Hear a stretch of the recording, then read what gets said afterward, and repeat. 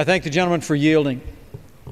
And I commend the gentleman from Ohio's work on the Republican Study Committee budget alternative, and I especially commend the chairman of the Republican Study Committee, the gentleman from Georgia, Tom Price, for his extraordinary and visionary leadership.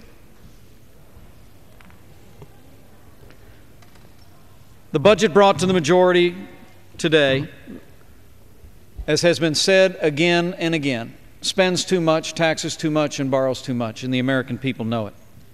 The Democrat budget will double the national debt in 5 years. It'll triple it in 10. 2010 spending, $3 trillion, 25% of GDP. More than $1 trillion in tax increases on virtually every American. The 2010 deficit of $1 trillion and nearly $1 trillion deficits every year for the next 10 years. The hard truth is the Democrat majority has brought to this floor the most fiscally irresponsible budget in American history. And the American people know we can do better. They're doing better. In every family farm or small business across this country, around every kitchen table, Americans are making tough choices. They're sitting down as families and in enterprises, deciding what they can put off to tomorrow, what they don't have to spend today, finding ways maybe for a job in town, for a little more income.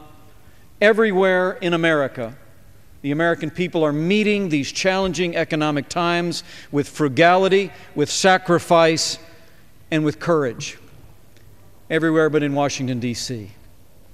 The American people long for men and women in this Congress to show the same character, to make the same tough choices. And I'm proud to stand with the Republican Study Committee in this budget alternative that answers that call.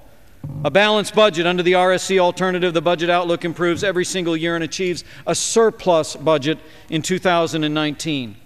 $1.2 trillion of tax relief over the next 5 years for virtually every American, fully funding defense spending, and provides zero growth baseline for non-defense spending, and repeals the obscene spending spree of stimulus bills and omnibus bills that has overtaken our country. No changes in Social Security, increases in Medicare, and provides increases equivalent to inflation in Medicaid. And a raft of reforms of unnecessary spending, ending the earmarking culture on Capitol Hill.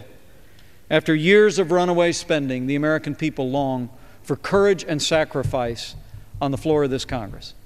And my Republican colleagues have brought together an alternative that answers that call. It's time that we embrace fiscal discipline and reform, lower taxes and growth. I urge my colleagues to join me in supporting the Republican Study Committee budget alternative, and I yield back.